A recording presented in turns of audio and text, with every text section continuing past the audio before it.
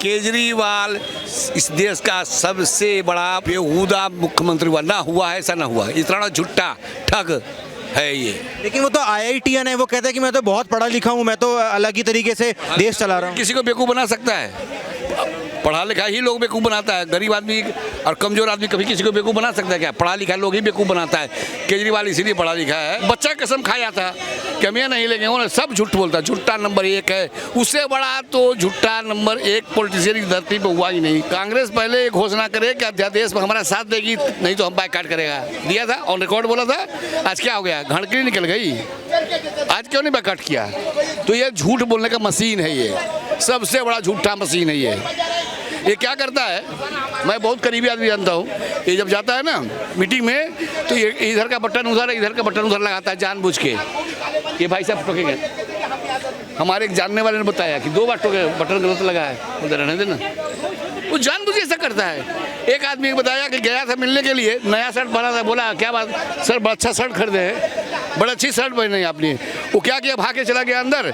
अब फिर वही पुराना शर्ट पहन के चला, वो नया शर्ट जो 7,000 करता था टांग दिया, क्योंकि इनकी नज़र पड़ गई अच्छी शर्ट पे। इतना बड़ा खिलाड़ी है, खिलाड़ी IITian है, खिलाड़ी है। अरविंद केजरीवाल ने प्रधानमंत्री को अनपढ़ बोला, चौथी पास राजा बोला एक रैली में। कहाँ तक ये शोभा देता है प्रधानमंत्री का इस तरीके से अपमान करना? आप बताइए कि प्रधानमंत्री चौथी पास यदि राजा ही होता तो आप बताइए कि 9 साल में जो ऐतिहासिक, जो 70 साल में विकास नहीं हुआ, 9 साल में आप देखिए, चंद 9 साल में आपने जो चौतरफा विकास पूरे देश में आप देख रहे हैं, वो ग्लोबल लीडर के रूप में वो उभरे हैं।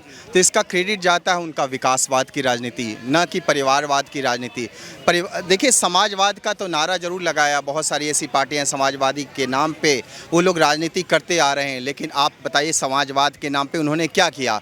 परिवारवाद तक सीमित रह गए। लेकिन दूसरी तरफ हम जब देखते हैं कि समाजवाद का एक प्रतिरूप, जागता हुआ रूप है, उसका नाम है नरेंद्र मोदी। आप इनके पीछे देखिए, चौथी पास यदि राजा होता तो आप देखिए 10वीं अर्थव्यवस्था हमारी थी 2014 से पहले, आज हमारी 5वीं अर्थव्यवस्था है। इटली, जहाँ के कांग्रेस पार्टी के जो हमारे राहुल गांधी वरिष्ठ नेता जो हैं, उनका ननिहाल है, वहाँ की प्रधानमंत्री आते हैं, उनको कहती है कि Narendra Modi is the best prime minister. आज देखिए किस तरह से आप ये जो हमारा जो बाइडेन है, 21 तोपों की सलामी, आज तक कभी आपने सोची थी कि, कभी कल्पना हमने करी थी कि हमारे प्रधानमंत्री को इस तरह से स्वागत किया जाएगा? कभी हमने सोचे। जहाँ तक इनकी बात करें तो मैं तो देखा था 2015 में एक दौर था जहाँ पे युग पुरुष का एक अवतरण हुआ था, उसका नाम था अरविंद केजरीवाल, जो कट्टर ईमानदार अपने आप को कहा करते थे, लेकिन आज वो कट्टर भ्रष्ट के रूप में हम देखते हैं, वो है अरविंद केजरीवाल। और इसका हमने प्रमाण देखा, प्रमाण के रूप में हमने देखा ना कि आज हर गली हर नुक्कड़ में शराब ही शराब है। अरविंद केजरीवाल का यही स्वराज था, या अपने जन लोकपाल बिल लेकर के आए थे, कौन सी टोपी, आपने टोपी भी पहनती थी, और पूरी दिल्ली की जनता को आपने टोपी पहना दी। कौन सा विकासवाद की राजनीति आप करें? विकासवाद की राजनीति एक करता है, उसका नाम है नरेंद्र मोदी, उसके अलावा कोई भी नहीं। आज देश में आप देखिए कि जिस तरह से आप भगवाकरण हो रहा है पूरे देश में, उसका क्रेडिट कहाँ जाता है? आप देखिए, राम मंदिर का उन्हें 500 साल से वो मुद्दा था, एक आज का मुद्दा नहीं है।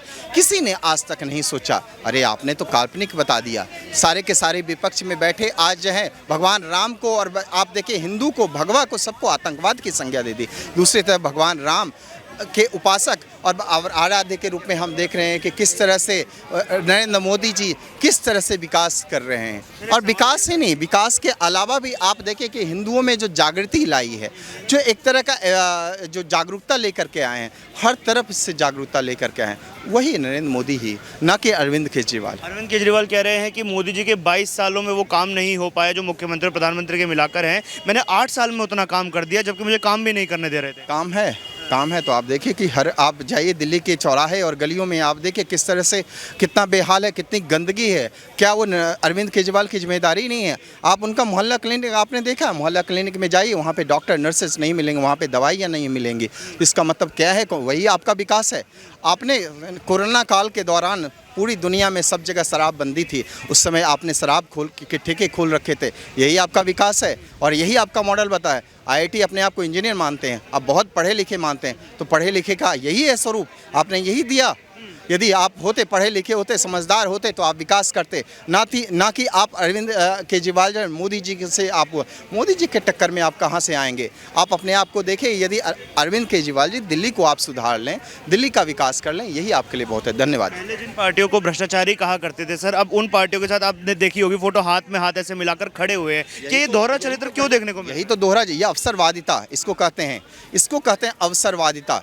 और ये महत्वाकांक्षा, सबकी अलग अलग महत्वाकांक्षा, तमाम पार्टियों को आप देखें अलग अलग महत्वाकांक्षा है। अरविंद केजरीवाल एक पोथा वो लेकर के चला करते थे ना, किसके खिलाफ? शीला दीक्षित के खिलाफ, कि हम उनके खिलाफ उजागर करेंगे। आपने किसको नहीं कहा? एनसीपी के शरद पवार को कहा, लालू यादव को आपने कहा, सपा सुप्रीमो को कहा, सबको आपने गाली दी, सबको आप कोसते रहे। आप उन्हीं के गोद में जाकर के बैठे हुए हैं अरविंद केजरीवाल। अरविंद केजरीवाल कह रहे हैं मैं भारत को विकसित करना चाहता हूं, मेरे पास प्लान है भारत को विकसित करने का, मोदी जी के पास नहीं है, मेरे को सिर्फ 10 साल का मौका चाहिए, भारत को नंबर 1 देश बना दूंगा। देखिए, उन्होंने विकसित क्या करा, पहले वो दिल्ली को तो विकसित कर ले। जहाँ वो बैठे हैं वहाँ वो पहले क्या कहते थे, पहले कोई भी बात होती थी तो मोदी जी ने कर दिया, राज्यपाल नहीं करने दे रहा, ठीक है ना। तो वो हमेशा गवर्नर को दोष देते हैं। खाली गवर्नर को दोष देने से काम नहीं चलेगा, आपकी जिम्मेवारियाँ ख़त्म नहीं हो जाती, और आपको जो है खाली अपनी जिम्मेवारी का निर्वहन करना पड़ेगा। बिना निर्वहन करे हुए आप अपनी जिम्मेवारी से भाग। मोदी जी बोले थे यही जब कोरोना काल में, बेटी पढ़ाओ बेटी पढ़ाओ, ये तो मीडिया में हाईलाइट नहीं हुआ, लेकिन राहुल पटाओ बोले थे। ये देखिए अब यहाँ यही हुआ ना, हमारे यहाँ यही चीज़ है, जो रियलिटी होती है अगर हवा चल गई तो वही चलेगी। जैसे मुलायम सिंह यादव जी ने उत्तर प्रदेश में कहा था कि बच्चों से गलतियां हो जाती हैं। ये हमारे आदरणीय प्रधानमंत्री श्री नरेंद्र मोदी जी ने कहा था कि बेटी बचाओ बेटी पढ़ाओ। सुनने में फ़र्क आ जाता है बच्चियों को। हाँ, सुनने में फ़र्क आ जाता है, भाई साहब सही कह रहे हैं, लेकिन हमारे यहाँ हवा गलत हमेशा चलती है। यहाँ पे दिल्ली में मुख्यमंत्री स्वयं कौन है भैया? मुझे तो नहीं लगता केजरीवाल, मुझे नहीं सही लगते हैं। आप उत्तर प्रदेश से हैं? Just 1 second, 1 minute. यहाँ पे योगी जी यूपी के ब्रांड एम्बेसडर प्रचारक, मोदी जी हैं, मनोज तिवारी हैं। नहीं मानता भले बीजेपी से, लेकिन मैं ये बता रहा हूँ दिल्ली में जहाँ आप सीपी में खड़े अभी बारिश हो जाए तो पानी लग जाएगा। लखनऊ में आप चलिए देखिए, लखनऊ में जो सबसे पतली गली होगी, अगर वहाँ पानी लग जाए 20 घंटे बारिश हो जाए तो बताइए। लखनऊ में नहीं है, मैं यूपी की बात, यूपी में और यूपी में जो है जितना ना गुंडा राज एकदम खत्म हो गया, बुलडोजर चल रहा है चारों तरफ, जो उपद्रवी है, ना जाति है ना जात धर्म देख के कुछ नहीं चल। आप मुझे ये बताइए 2024 को लेकर अब बिहार में जो एक नीतीश नेतृत्व में जो महागठबंधन की बैठक हो रही है, उसमें सफल हो पाएंगे सारे के सारे मिलके? पहले तो मैं बता दूं, उसमें हमारे उत्तर प्रदेश के अखिलेश यादव जी भी शामिल हैं, जो अपने परिवार में जो है गठबंधन नहीं चला पाए। तो इसमें कहाँ से गठबंधन चला पाएंगे, क्योंकि एक मुख्यमंत्री की सीट के लिए जब नहीं चला पाए तो प्रधानमंत्री की सीट के लिए कहाँ से चला पाएंगे।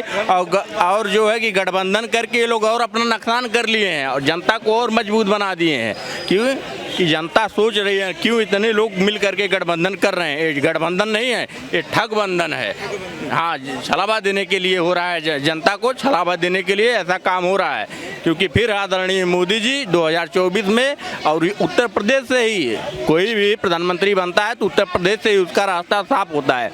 आप उत्तर प्रदेश में जाइए, हर एक व्यक्ति पूछिए, बाइट लीजिए, देखिए सभी लोग जो है बीजेपी को सपोर्ट कर रहे हैं। और हिंदू मुस्लिम जो करते थे, हमारे उत्तर प्रदेश में एक भी हिंदू मुस्लिम नहीं है। ये जितने भी पक्षी दल हैं और यहाँ तक कांग्रेस पार्टी है, वो मुसलमानों को लेकर के वोट बैंक की बस राजनीति उनके साथ करती है, कुछ देती है नहीं उनको। अच्छा, आप कांग्रेस पार्टी की बात कर रहे हैं, बिहार में राहुल गांधी अब पहुंच गए हैं, वो ये बोल रहे हैं कि सब मिलकर लड़ेंगे तो मोदी हार जाएंगे।